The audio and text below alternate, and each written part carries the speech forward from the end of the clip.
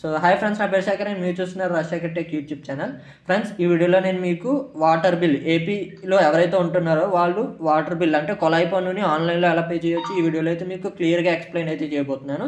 So వీడియోని చివరి వరకు చూడండి, ఎక్కడైతే స్కిప్ చేయొద్దు, ఎందుకంటే గవర్నమెంట్ వెబ్సైట్స్ మనకి అంత పర్ఫెక్ట్గా అయితే వర్క్ కావు. సో మీరు స్కిప్ చేయకుండా చివరి వరకు అయితే చూడండి. అండ్ ఈ వీడియో యూస్ఫుల్ అనిపిస్తే మీ ఫ్రెండ్స్ అండ్ ఫ్యామిలీ మెంబర్స్ అందరికీ కూడా షేర్ అయితే చేయండి. అండ్ ఈ పేమెంట్ చేయడానికి అఫీషియల్ లింక్ అనేది కింద డిస్క్రిప్షన్లో ఇస్తాను. అండ్ మీకు స్క్రీన్ మీద కూడా కనిపిస్తుంది చూడండి, cdma.ap.gov.in.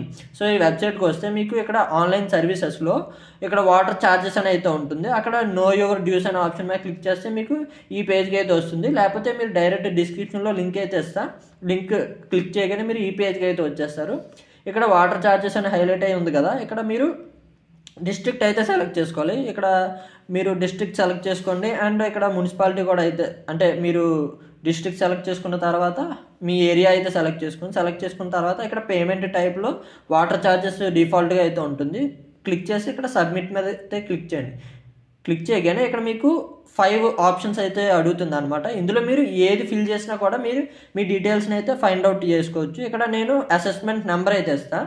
ఈ అసెస్మెంట్ నెంబర్ అనేది మీరు ప్రీవియస్గా ఎప్పుడైనా బిల్ పే చేసి ఉంటే అందులో మీకు ఆ బిల్ రిసిప్ట్లో మీకు అసెస్మెంట్ నెంబర్ అయితే ఉంటుంది. లేకపోతే మీరు మీ పేరు, ఎవరైతే ఓనర్ పేరు ఉంటారో ఆ ఓనర్ పేరు ఇచ్చి కూడా మీరు ఫైండ్ అవుట్ అయితే చేయొచ్చు. లేకపోతే మీ ఇంటి డోర్ నెంబర్ కూడా ఇచ్చి ఫైండ్ అవుట్ చేయొచ్చు. నేను అసెస్మెంట్ నెంబర్ ఇచ్చి ఫైండ్ అవుట్ అయితే ఇచ్చిన తర్వాత ఇక్కడ సెర్చ్ అనే ఆప్షన్ మీద క్లిక్ చేయండి. క్లిక్ చేయగానే మీకు లోడ్ అయ్యి కింద మీకు డేటా అయితే వస్తుంది. ఇక్కడ మీకు కంప్లీట్గా చూడొచ్చు, applicant name and HSC number, assessment number అన్నీ కూడా మీకు ఎక్కడైతే కనిపిస్తాయి. ఫ్యూచర్లో మీకు యూజ్ అయితే అవుతుంది. దీని ఒక స్క్రీన్ షాట్ తీసి అయితే పెట్టుకోండి. ఇక్కడ మీరు చూస్తే నా బిల్ వచ్చేసి 2200 అయితే నాకు కనిపిస్తుంది. సో ఇక్కడ యాక్షన్స్లో మీరు 2 ఆప్షన్స్ అయితే ఉంటాయి, collect charge and view DCB screen అని చెప్పేసి. సో వ్యూ డీసీబీ స్క్రీన్ అంటే ఏం లేదు, మీకు కంప్లీట్గా ఏ మంత్లో మీకు ఎంతెంత ఛార్జెస్ పడ్డాయి అనేది కంప్లీట్ డీటెయిల్స్ మీకు ట్రాకింగ్ అయితే ఇక్కడ ఉంటుంది అనమాట. సో మీరు ఎక్కడైతే ట్రాక్ చేసుకోవచ్చు.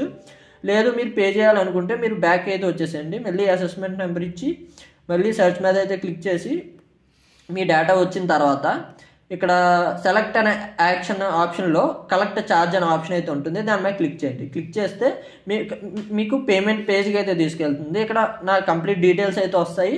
అండ్ ఇక్కడ బిల్ నెంబర్ కూడా అయితే వచ్చింది. అండ్ ఇక్కడ బిల్ నెంబర్, ఇక్కడ టోటల్ బ్యాలెన్స్ మీరు ఇంకా ఎంత పే చేయాలనేది మీకు ఇక్కడైతే చూపిస్తుంది.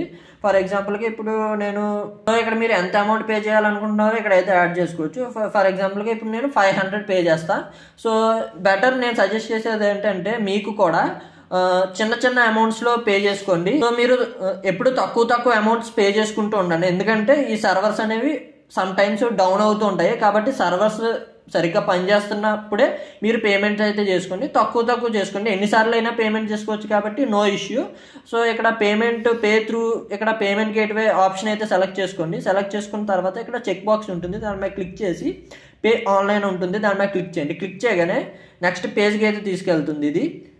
సో నెక్స్ట్ పేజ్కి వెళ్ళిన తర్వాత ఇక్కడ ఆన్లైన్ పేమెంట్ అనే ఆప్షన్ అయితే ఉంటుంది, దాని మీద క్లిక్ చేయండి. క్లిక్ చేయగానే ఇక్కడ మీకు 2 ఆప్షన్స్ అయితే వస్తాయి. సో అందులో మీరు ఎస్బీఐ సెలెక్ట్ అయితే చేసుకోండి అనమాట. పేయూని మోస్ట్లీ స్కిప్ అయితే చేయండి, ఎందుకంటే అది థర్డ్ పార్టీది కాబట్టి ఎప్పుడైనా ట్రాన్సాక్షన్లో ఇష్యూస్ వస్తే వాళ్ళని కాంటాక్ట్ అవ్వడం కొంచెం మీకు ప్రాబ్లం అయితే అవ్వచ్చు. సో ఎస్బీఐ ఆప్షన్ అయితే సెలెక్ట్ చేసుకోండి. యూపీఐ పేమెంట్స్ దగ్గర మీకు నిల్ ఛార్జెస్ ఉంటాయి కాబట్టి డెబిట్ కార్డ్ మొత్తం ఆల్మోస్ట్ ఎస్బీఐ అయితే మీకు ఆల్మోస్ట్ అన్నిటి దగ్గర మీకు ఛార్జెస్ అయితే ఉండవు. అండ్ పేయూలో కూడా మీకు యూపీఐ పేమెంట్స్ చేస్తే ఛార్జెస్ అయితే ఉండవు, బట్ అది స్కిప్ అయితే చేయండి. ఎస్బీఐ సెలెక్ట్ చేసుకోండి. సెలెక్ట్ చేసుకోగానే మీకు నెక్స్ట్ పేజ్కి అయితే ఇది రీడైరెక్ట్ అయితే చేస్తుంది. వెయిట్ చేయండి, సర్వర్ లోడ్ అయ్యే వరకు వెయిట్ అయితే చేయండి. వెయిట్ చేసిన తర్వాత ఇక్కడ మీకు చాలా ఆప్షన్స్ అయితే కనిపిస్తాయి. ఇక్కడ యూపీఐ అయితే సెలెక్ట్ చేసుకోండి.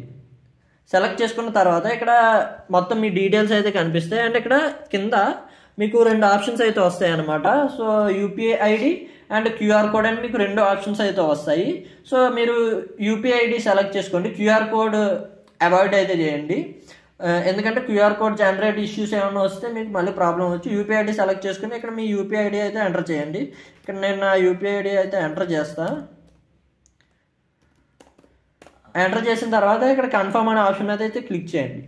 తర్వాత మళ్ళీ కన్ఫర్మ్ అయితే అడుగుతుంది, కన్ఫర్మ్ మీద అయితే క్లిక్ చేయండి. తర్వాత మీకు వెబ్సైట్ అనేది లోడ్ అయితే అవుతుంది అనమాట. పేమెంట్ గేట్వేకి అయితే తీసుకెళ్తుంది. సో వెయిట్ చేయండి, ఎక్కడ కూడా మీరు క్యాన్సిల్ చేయడం కానీ రీలోడ్ చేయడం కానీ చేయొద్దు. సో ఇక్కడ మీరు చూడండి వాట్ టు డూ నెక్స్ట్ అని చెప్పేసి స్క్రీన్ అయితే లోడ్ అవుతుంది. ఇప్పుడు మీ ఫోన్కి నోటిఫికేషన్ అయితే వస్తుంది. సో ఒకసారి చెక్ చేసుకోండి. నోటిఫికేషన్ వచ్చిన తర్వాత సెలెక్ట్ చేసుకొని ఆ పేమెంట్ అయితే యూపీఐ పిన్ అయితే ఎంటర్ చేసి మీరు యూపీఐ ద్వారా పేమెంట్ అయితే చేసేసేయండి. సో ఇప్పుడు నేను పేమెంట్ అయితే చేసేసా. పేమెంట్ చేసేసిన తర్వాత ఇక్కడ వెయిట్ చేయండి. పేమెంట్ అయిపోయి 5 minutes వరకు మీరు వెయిట్ అయితే, ఇక్కడ మీకు స్క్రీన్ మీద టైం కనిపిస్తుంది, టైం కనిపించే వరకు వెయిట్ అయితే చేయండి. సో ఇక్కడ మీరు చూడొచ్చు నా పేమెంట్ అనేది సక్సెస్ అయిపోయింది. యువర్ ట్రాన్సాక్షన్ ఈజ్ సక్సెస్ అని నోటిఫికేషన్ కూడా అయితే వచ్చింది. ఓకే మీద క్లిక్ చేయండి. క్లిక్ చేయగానే మీరు ఏం చేయొద్దు, మళ్ళీ మీ ప్రీవియస్ పేజ్కి ఇది మిమ్మల్ని బ్యాక్ అయితే తీసుకెళ్తుంది. మీరైతే బ్యాక్ క్లిక్ అయితే చేయొద్దు.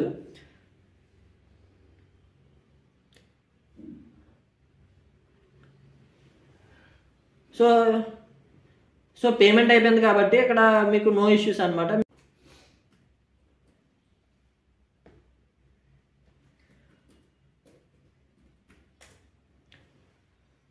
సో ఇక్కడ మీరు చూడొచ్చు నా పేమెంట్ అయితే రిసీవ్డ్ అని చెప్పేసి నాకు నోటిఫికేషన్ అయితే వచ్చింది. సో ఇందాక మీకు 500 ఎర్రర్ వచ్చింది కదా, బీసీపీ ఎర్రర్ అని సంథింగ్ వచ్చింది కదా, అలాగ వస్తే కనుక మీరు జస్ట్ రీలోడ్ అయితే చేయండి. మీరు మళ్ళీ బ్యాక్ అయితే వెళ్ళదు, జస్ట్ రీలోడ్ చేసి ఇక్కడ జనరేట్ రిసిప్ట్ అనే ఆప్షన్ కనిపిస్తుంది కదా, దాని మీద క్లిక్ చేయండి. క్లిక్ చేయగానే మీకు రిసిప్ట్ అయితే వస్తుంది. సో దీన్ని డౌన్లోడ్ చేసి పెట్టేసుకోండి. సో డౌన్లోడ్ చేసుకోండి.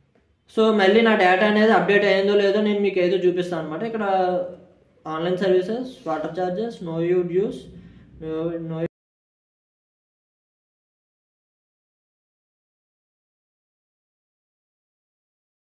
చూడొచ్చు. ఇందాకలో 2200 అయితే ఉండేది, ఇప్పుడు 1700. అంటే నేను పే చేసిన 500 అనేది అప్డేట్ అయితే అయింది. మీరు మీ మొత్తం డీసీబీ స్క్రీన్లో మీరు బిల్ కూడా చెక్ చేసుకోవచ్చు. మీరు డీసీబీ స్క్రీన్ ఓపెన్ చేసి వచ్చిన తర్వాత బాటమ్కి వస్తే ఇక్కడ మీరు చూడొచ్చు నేను 500 పే చేశాను కదా, దాని బిల్ రికార్డ్ నెంబర్ అనేది ఎక్కడైతే మీకు చూపిస్తూ ఉంటుంది.